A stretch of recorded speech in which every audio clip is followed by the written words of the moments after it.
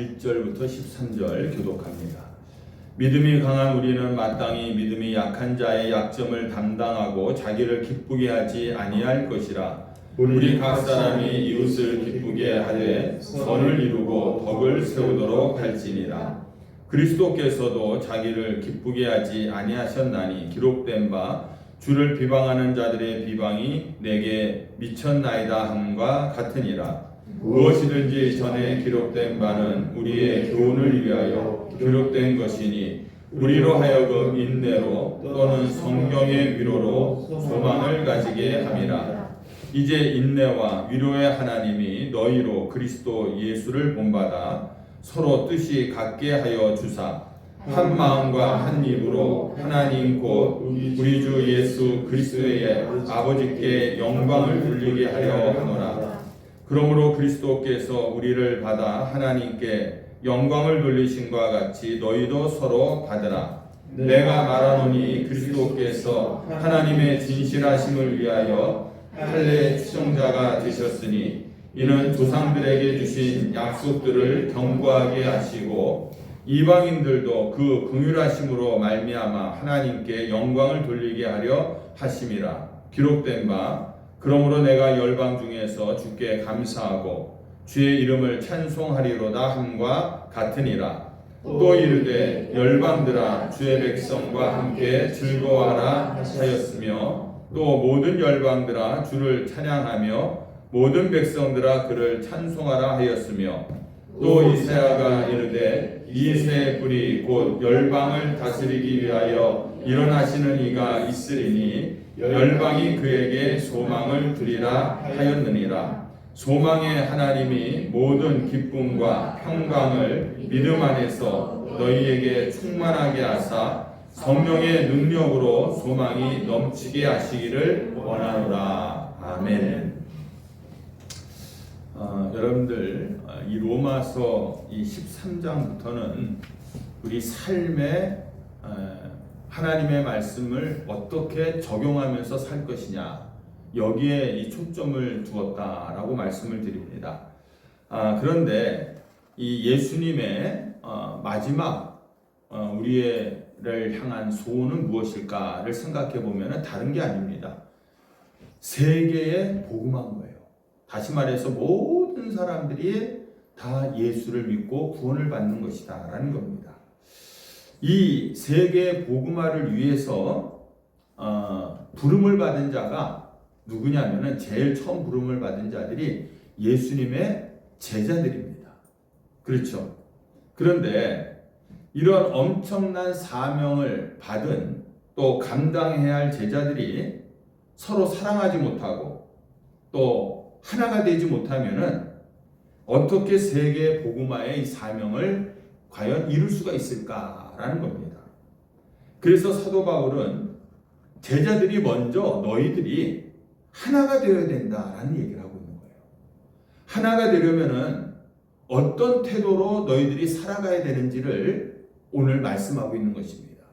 이 얘기는 곧 우리가 하나님의 자녀로서 어떻게 살아가야 할지를 우리에게 지금 이야기하고 있다라는 거예요. 로마서 14장에서는 무슨 얘기를 했냐면 너희들은 서로 비판하지 말아라, 판단하지 말아라 이렇게 얘기하고 있어요. 함부로 판단하지 말아라. 그리고 오늘 15장에서는 무슨 말씀을 하냐면은 예수님의 하나됨의 모범을 제시해 주면서 너희들은 하나가 되어야 된다라는 얘기를 하고 있다는 것입니다. 우리가 예수님을 본받아서 그렇게 하나됨의 삶을 살기 위해서는 우리가 힘써야 하는 일이 무엇인지를 우리가 한번 생각해 보려고 합니다. 여러분들, 하나가 된다는 것이 결코 쉬운 일이 아니다라는 사실이에요. 그래서 오늘 1절로 3절 말씀에 보시면은 2절에 이런 말씀이 나옵니다.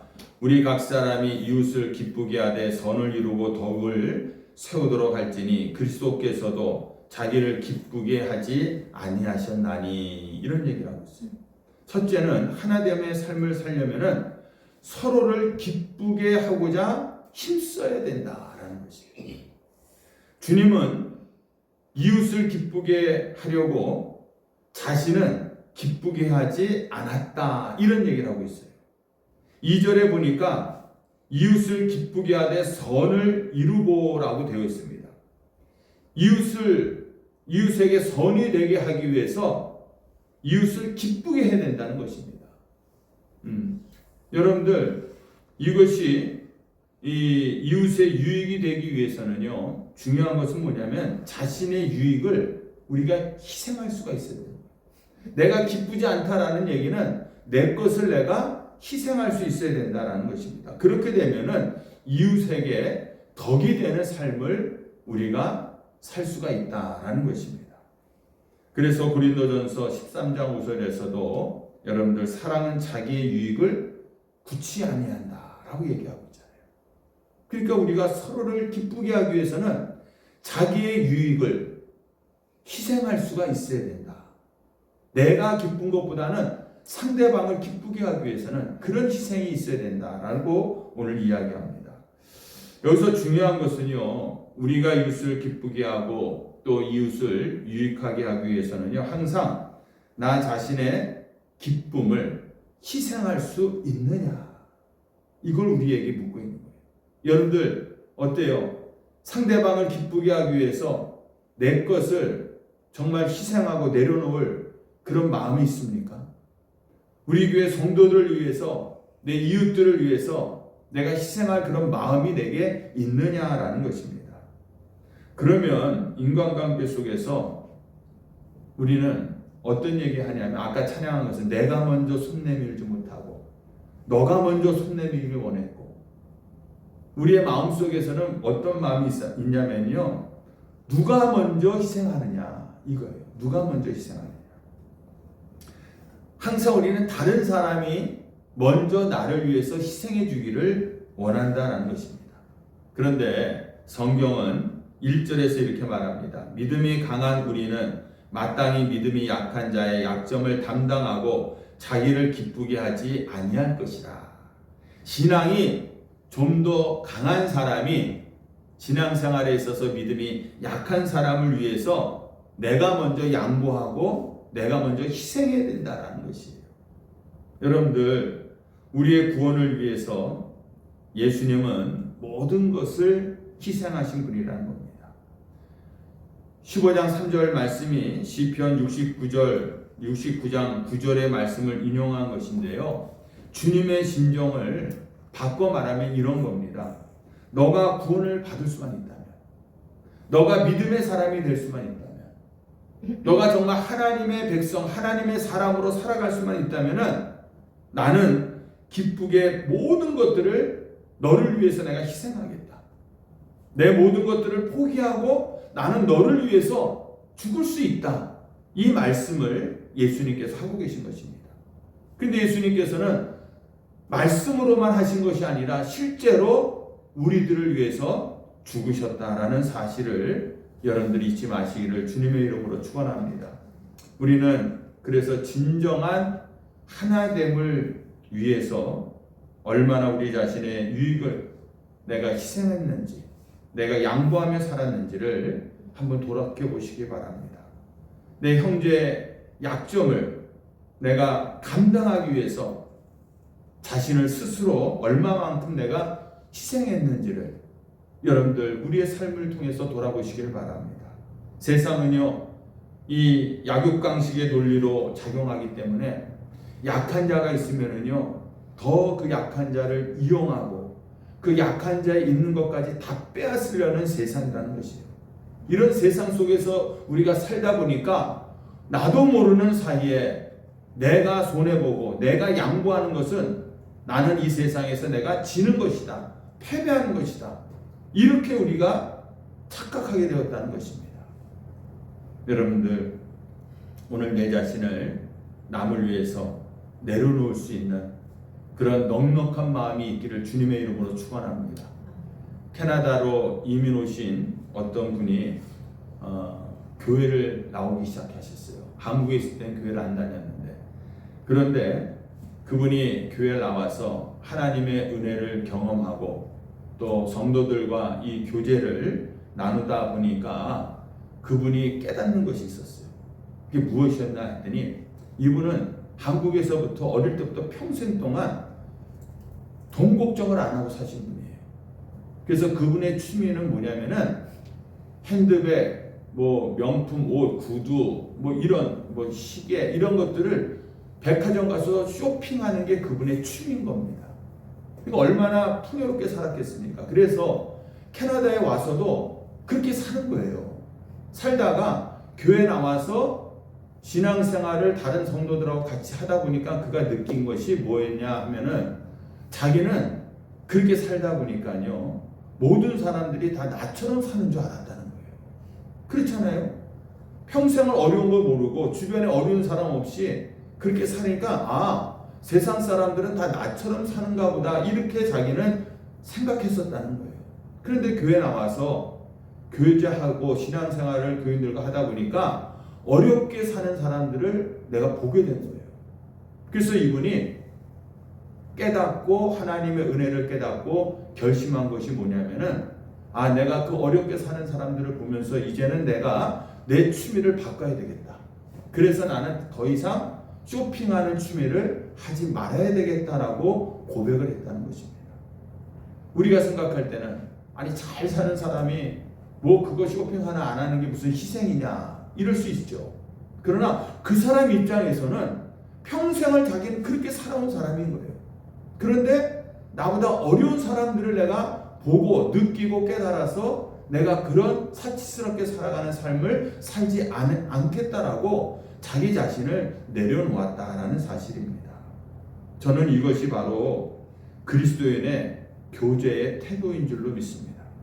상대방의 유익을 위해서 자신의 어떤 희생, 포기, 그런 내려놓음 이런 것을 할 줄 아는 그런 교제를 나누는 여러분들이 되기를 주님의 이름으로 축원합니다. 우리 가운데 참된 교제를 우리가 원하십니까, 여러분들? 그렇다면은요, 서로를 기쁘게 하기를 힘쓰는, 나를 희생하고 포기할 수 있는 그런 여러분들이 되기를 주님의 이름으로 축원합니다. 내가 포기하지 않고 내가 희생하지 않고서는 절대로 마음이 하나가 되지 못한다라는 것이에요.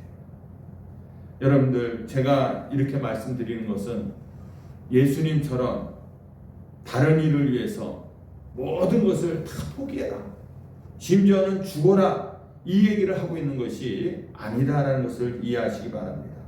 내가 조금 희생하고 내가 조금 포기해서 상대방을 이롭게 할 수 있고 상대방은 기쁘게 할 수 있다라는 사실이에요. 나에게 있어서는 조그만 것 내려놓아도 안 내려놓아도 별 의미가 없는 것이지만 그것을 내려놓음으로 말미암아서 상대방이 기쁘게 된다라는 것입니다. 그러므로 여러분들, 오늘 이 하나가 되기 위한 제일 먼저 나의 유익을 먼저 내려놓을 줄 아는 그런 여러분들이 되시기를 바랍니다. 그 두 번째로는요, 서로 같은 뜻을 갖도록 우리가 힘써야 된다는 거예요. 사람이 하나가 되기 위해서 가장 필수적인 것은 뭐냐면은 여러분들 뜻이 하나가 되어야 되는 거 아닙니까? 5절 말씀해 보니까 이제 인내와 위로의 하나님이 너희로 그리스도 예수를 본받아 서로 뜻이 같게 하여 주사. 6절 한 마음과 한 입으로 하나님 곧 우리 주 예수 그리스도의 아버지께 영광을 돌리게 하라. 뜻을 같게 한다라는 얘기는 마음을 같게 한다는 거예요. 그러면 어떻게 우리의 마음이 하나가 될 수 있습니까? 여러분들, 우리는 출신이 다릅니다. 또 살아온 배경도 다릅니다. 교육 수준도 다릅니다. 그리고 예전에 섬겼던 교회들도 또 다릅니다. 또한 우리가 사물을 바라보는 어떤 견해나 관점도 다 달라요. 너무 다른 사람들이 지금 이 공동체 안에 함께 있다는 것입니다. 그런데 정확하게 똑같은 이 문제가 예수님의 제자들에게도 있었다라는 것입니다. 12명의 제자들인데 그 12명의 제자들을 보면은 출신이 또 다릅니다. 직업도 다릅니다. 또 배우고 못 배우고도 다르고, 그리고 부자인 사람도 있고 가난한 사람도 있고 다 달랐다는 것입니다. 근데 예수님께서 이 제자들에게요, 계속해서 하나님의 말씀으로 가르쳐 주셨어요. 가르쳐 주시면서 그 제자들이 제대로 깨닫지 못하고 예수님의 뜻대로 행하지 못하지 않습니까? 그럼에도 불구하고 그 제자들을 대하는 예수님의 삶의 태도는 뭐였냐면 오늘 이 말씀에 나와 있는 것처럼 5절 말씀처럼 인내와 위로의 예수님의 모습이었다라는 것이에요. 그래서 여러분들 4절 말씀 한번 읽어볼까요? 4절 무엇이든지 전에 기록된 바 우리의 교훈을 위하여 기록된 것이니 우리로 하여금 인내로 또는 성경의 위로로 소망을 가지게 함이라. 성경이 우리에게 요구하는 삶의 모습은요, 인내와 위로를 격려를 통해서 우리는 같은 소망을 갖게 된다라는 것입니다. 우리가 하나님을 닮는다는 것이 뭡니까? 여러분들, 하나님께서는 인내와 위로의 하나님이시기 때문에 우리들도 하나님을 닮아서 그런 닮은, 인내하는, 또 위로해 줄 수 있고 격려해 주는 그런 사람들이 되어야 된다라는 것이에요. 빌립보 교회가 참으로 좋은 교회입니다. 그런데 문제가 하나 있었어요. 뭐냐면은 빌립보서 4장 2절에 보시면은 유오디오를 권하고 순두개를 권하노니 주 안에서 같은 마음을 품으라 이렇게 얘기하고 있습니다. 이 유오디아와 순두개라고 하는 두 여인은 교회에서요, 말하자면은 아주 헌신적인 여인이었다는 거예요. 모든 일에 정말 하나님의 일을 감당하는 사람들이었다고 생각하는데 오늘 이 말씀을 미루어 볼 때는 이 두 사람 사이가 별로 좋지가 않은 거예요. 열심을 따지면 두 분 다 훌륭한 사람들인데 둘 사이는 관계가 별로 좋지가 않았다라는 것입니다. 이 내용이 나오는 배경이 빌립보서 2장 2절 이하에 나오는데 이렇습니다. 마음을 같이하여 같은 사랑을 가지고 뜻을 합하여 한 마음을 품어 아무 일에든지 다툼이나 허용으로 하지 말고 오직 겸손한 마음으로 각각 자기보다 남을 낮게 여기고 각각 자기 일을 돌볼 뿐더러 또한 각각 다른 사람들의 일을 돌보아 나의 기쁨을 충만하게 하라. 여러분들 여기 보면 한 마음을 품어라. 또 다툼이나 허용으로 하지 말아라. 나보다 남을 더 낮게 여겨라. 이런 얘기들을 쭉 하고 있잖아요. 우리가 품어야 할 같은 마음의 공통 분모가 무엇인가를 보면은 2장 5절 말씀처럼 너희 안에 이 마음을 품으라 곧 예수 그리스도의 마음이다 이렇게 얘기하고 있어요. 여러분들 이 예수님의 마음을 오늘 우리가 품어야 될 줄로 믿습니다. 그러니까 지금 빌립보서에서 이렇게 얘기하는 거예요. 유오디아야 주님의 마음을 품어라. 순두개야 주님의 마음을 품어라. 오늘 우리에게도 말씀합니다. 아무개야 주님의 마음을 품어라. 주님의 마음을 본받으라 라고 오늘 우리들에게 말씀하고 있는 거예요. 그 주님의 마음이 뭡니까? 인내하는 마음이고 위로하는 마음이라는 것입니다. 주님께서 얼마나 참고 인내하셨는지 당신을 배신할 자 이 가룟 유다가 이제 자기와 함께 있을 때 그를 내치신 것이 아니에요. 그에게도 똑같이 다른 제자들처럼 먹을 것을 주시고 잔을 주시고 똑같이 제자들하고 가룟 유다를 차별하지 않고 인내하면서 기다리시면서 대해주셨다라는 사실입니다. 그래서 요한복음 13장에 보면은 가룟 유다를 가리켜 저를 민망히 여기셨다. 이 얘기는 뭐냐면 불쌍히 여기셨다는 거예요. 내가 뽑은 제자인데 내 제자가 나를 배신하는구나. 그래갖고 미워하고 경멸하고 그런 것이 아니라 끝까지 그 가룟 유다가 회개하고 돌아오기를 인내하고 기다리면서 저를 불쌍히 여기셨다. 예수님의 이 인내하심이 이와 같았다라는 것입니다. 그러므로 여러분들 우리가 그리스도 안에서 함께 사역을 감당하도록 우리를 한 교회 공동체 안으로 우리를 불러주셨는데 만일 여러분들 우리가 함께 잘 지내지 못한다면은 여러분들 어떻게 될까요? 여러분들 상대방이 비록 나를 섭섭하게 한다 할지라도 그를 불쌍히 여기는 마음을 연대에 갖기를 주님의 이름으로 축원합니다. 우리가요 상대방을 긍휼히 여기는 마음을 가지면은요 이것이 다 용납이 돼요. 그 사람의 상황을 보면은 저 사람이 저래서 저렇구나라는 것이 다 용납이 되게 돼 있다는 거예요. 예전에 우리 초창기 때 나왔던 그 남자 성도 이름이 갑자기 생각나요. 김 누구죠? 머리 노랗게 하고 나왔던. 오토바이 사고 네. 생각 안 나죠? 네, 김 있어요. 되셨는데 남자 혼자서 우리 교회를 처음에 등록해갖고 곧잘 한 2년 이상 다녔어요. 근데 사람이 좀 특이해. 혼자 사는 사람인데 그 나이에 막 걸맞지 않게 귀걸이도 하고 머리도 노랗게 하고 나오고 옷도 무슨 동남아시아 같은 옷을 입고 다니고 그런 사람이었어요. 근데 뭐 몸이 아프면 또 한동안 못 나왔다가 그 췌장이 안 좋다고 막 그래갖고 밥도 못 먹다가 이게 라면 와서 밥을 먹으면 며칠씩 굶다가 오니까 얼마나 또 잘 먹겠습니까? 잘 먹고 아무튼 사람이 좀 돈키호테 같은 사람이었어요. 그리고 오토바이 또 아르바이트 한다고 오토바이 사고 나가고 무릎이 그 십자인대가 다 끊어져 갖고 그 오랫동안 또 병원에 있어 우리가 늘 다니고 또 예전에 계셨던 그 장로님 부부가 사고를 또 갖다가 죽이고 이런 노력들을 했고 사랑을 했던 사람입니다. 근데 참 그 뭐라 그럴까 뺀질뺀질한 거예요. 신앙생활이. 근데 하루는 그분이 저를 지방에 내려갈 때 같이 내려가게 됐어요. 그 지방 어디더라? 그 충청도 어느 쪽에 갔는데 그 납골묘를 가는 거예요. 납골묘를 이렇게 가더니 저를 데리고 가더니 어디 앞에 딱 세우니까 이렇게 봤더니 납골묘 사진에 여자하고 애 둘이 있는 사진인 거예요. 딱 보니까 자기 아내하고 애 둘이었던 거예요.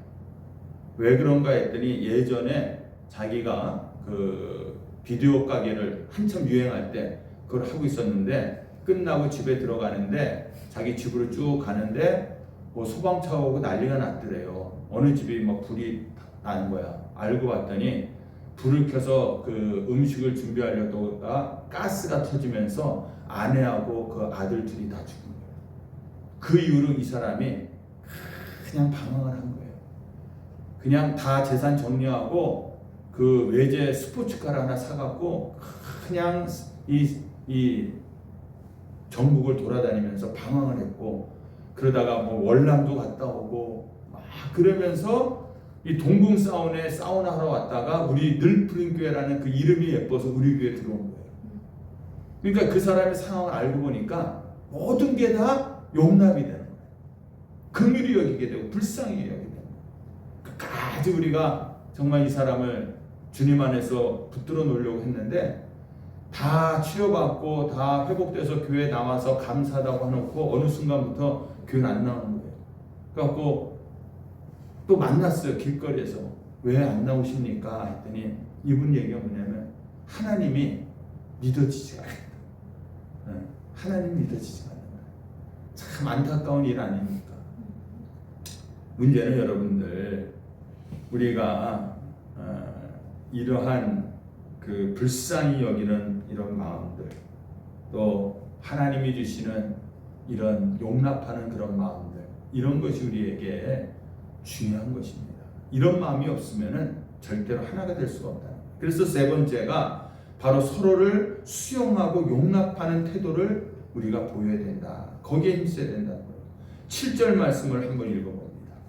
그러므로 그리스도께서 우리를 받아 하나님께 영광을 돌리신과 같이 너희도 서로 받으라, 용납하라, 받아줘라, 수용해줘라 이 얘기를 하고 있는 것이에요. 왜 인간관계에 있어서 용납하는 것이 중요할까요, 여러분들? 우리가 받아줄 때 교제가 가능해지는 거예요. 그렇잖아요. 저 사람이 아무리 나하고 친하게 지내고 싶고 가까이 다가와도 내가 저 사람을 거부하면은 교제가 이루어질 수가 없는 것입니다. 네. 14장에서 형제를 판단하지 말라고 강조했는데 그 이유는 뭐냐면은요, 형제를 판단하게 되면은요, 인간관계에서 반드시 상처가 생기게 돼 있는 거예요. 판단하면 상처가 생기게 돼 있는 거예요.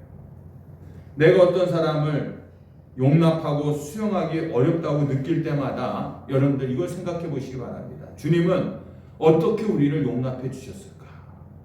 어떻게 나 같은 사람을 우리 주님은 용납해 주셨을까를 한번 생각해 보시기 바랍니다. 주님이 우리를 찾아오셨을 때 우리에 대한 주님의 기대가 있으셨다라는 겁니다. 그런데 주님은 우리를 향한 그 기대가요, 우리의 삶 속에서 우리가 변화되어 갖고 모든 것이 다 충족된 이후에 우리를 받아주셨는지, 아니면은 그 기대에 전혀 우리가 채워지지 못하고 그 기대에 전혀 미치지도 못했음에도 불구하고 먼저 우리를 주님께서 받아주셨는지 잘 생각해 보시기 바랍니다. 여러분들, 우리의 삶은요, 오늘도 주님의 기대에 못 미칩니다. 항상 우리는 부족하고 연약하고 우리는 또 넘어집니다. 그런데도 우리 주님께서는 우리를 아무런 조건 없이 오늘 받아주신 줄로 믿습니다. 그래서 우리가 하나님의 자녀가 된 거예요. 하나님의 자녀가 되었음에도 불구하고 여전히 우리는 부족한 사람들이다라는 것을 잊지 마시길 바랍니다. 탕자가 먼 나라에서 모든 재산을 다 탕진하고 돌아왔을 때 아버지는 먼저 보고 뛰어나와 갖고 그 아들을 안아주었다는 것입니다. 이 엄청난 아버지의 사랑을 받은 탕자는 오히려 아버지께 죄송하고 미안해 갖고요, 이제는 아버지의 기대에 합당하는 삶을 내가 살겠다라고 노력하면서 살게 되었을 것입니다. 여러분들, 그 아들에 대한 아버지의 기대가 충족되어서 아버지가 받아준 것이 아니잖아요. 모든 것들을 다 잃어버리고 부족한 아들이 다시 돌아왔을 때 부족함에도 불구하고 그 아들을 아버지가 사랑으로 수용해 준 거예요. 받아준 거예요. 그러니까 그 아버지의 사랑과 은혜를 깨달은 그 탕자는 이제는 내가 아버지의 기대에 부응해서 내가 살겠노라, 이렇게 결단하지 않겠습니까? 여러분들, 그렇게 하나님께서 우리도 받아주셨다면 우리는 우리의 이웃들을 어떻게 해야 될까요? 이웃들을 있는 그대로 받아주기 위해서는요, 똑같이 우리들도 그 상대방에 대한 어떤 기대를 유보해야 되는 거예요. 기대를 유보. 상대방에게 기대하지 말라는 거예요. 여러분들, 이렇게 해주었으면 하는 우리의 기대와 바람이 있지 않습니까?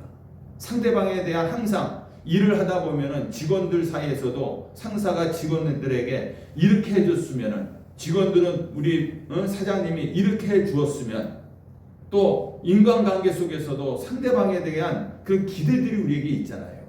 그런데 여러분들, 그 기대를 우리가 유보해야 된다. 그리고 그 사람을 있는 모습 그대로 우리가 받아줄 수 있어야 돼요. 우리가 아까도 찬양했잖아요.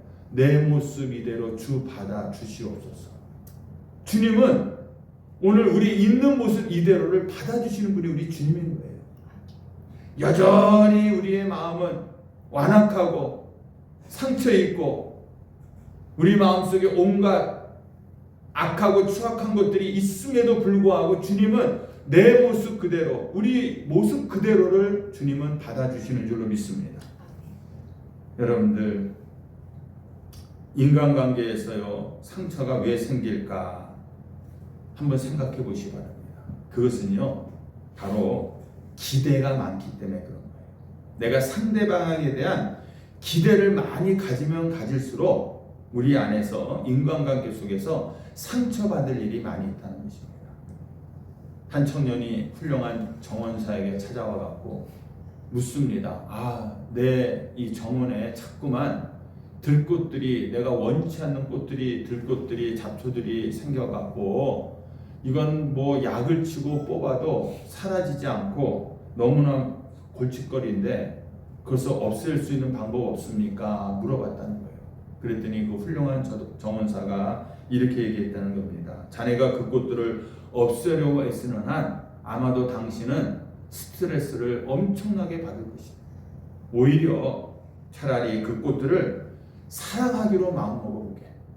왜 이것들이 여기에 피었는가 이렇게 비난하지 말고 이 들꽃들이 내 정원에 피어줘서 고맙다라고 생각하면서 그 꽃들을 한번 바라보게. 그러면은 당신의 정원은 더 아름답게 변할 것일세. 이렇게 얘기했다는 겁니다. 여러분들, 우리는 사람들을 대할 때 정말 정원사처럼 그들의 있는 모습 그들의 인정하기보다는요, 내가 정해놓은 그 정원의 규칙에 맞지 않는다고 자꾸만 우리는 비난하고 뽑아내려고 했다는 것입니다.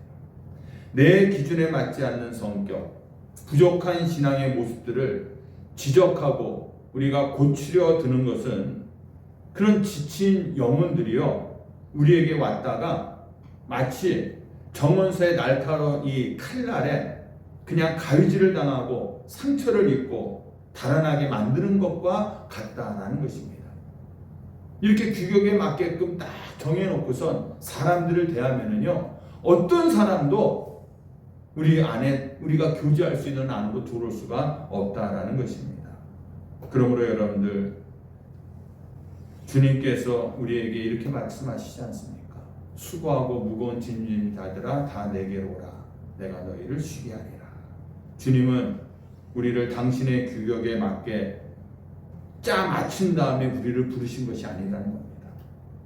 잡초 같고 엉망진창이 된 있는 모습 그대로를 보시고 우리에게 뭐라고 말하냐면, 그래 수고했다. 내게로 와서 쉬어라. 이렇게 주님께서 우리를 대하신다는 겁니다. 여러분들, 주님이 나를 사랑하신다는 것을 우리가 체험하고요, 그 사랑에 녹아서 새 사람이 되었고 하나님의 능력을 우리가 경험했다면은요, 이웃을 대할 때 내가 먼저 받아들일 줄 알고 용납할 수 있는 그런 마음이 있기를 주님의 이름으로 축원합니다. 그렇다면은 여러분들이 교제하는 사람들의 삶의 변화를 우리가 기대할 수가 있게 되는 거예요. 그 변화를 먼저 조건으로 제시하지 말고 하는 겁니다. 그 사람을 있는 그대로 받아들이는 거예요. 성격이 안 좋고 삐뚤어지고 또 내 마음에 자꾸만 거슬리는 그런 부분들이 있을 수 있어요. 그럼에도 불구하고 우리가 그것을 받아줄 때에, 우리가 그 사람을 우리가 포용해 줄 때에, 그때 어떤 일이 일어나면 성령께서 그 사람의 마음을 변화시켜 주실 줄로 믿습니다. 그렇지 않습니까?